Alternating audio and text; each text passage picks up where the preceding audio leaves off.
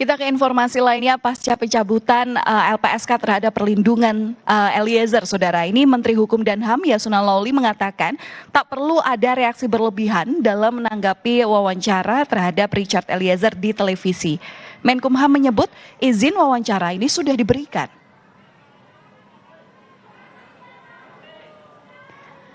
Yasona Lawli juga meminta tidak ada ego sektoral berlebih dalam perlindungan terhadap Richard Eliezer.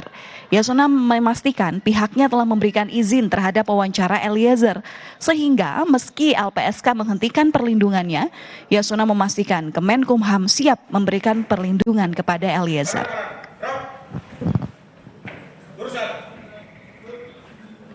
Kita sangat siap.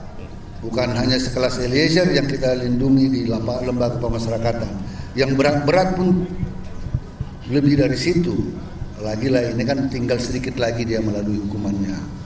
Saya kira tidak perlu ada ego sektoral yang berlebihan, reaksi yang terlalu berlebihan soal ini. Saya dapat informasi pengacara sudah mengizinkan, yang bersangkutan sudah mengizinkan, kami sudah mengizinkan, dan saya dengar pewawancara juga menghubungi Kapolri, semua ada izin. Nah, itulah perlunya sebetulnya koordinasi, jadi tidak merasa ada arogansi sektoral. Kalau itu untuk kebaikan warga binaan itu sendiri, ya why not? Kami melihatnya dari perspektif menyampaikan kepada publik apa yang terjadi. Itu saja. Kami lebih dari siap untuk membina Eliezer.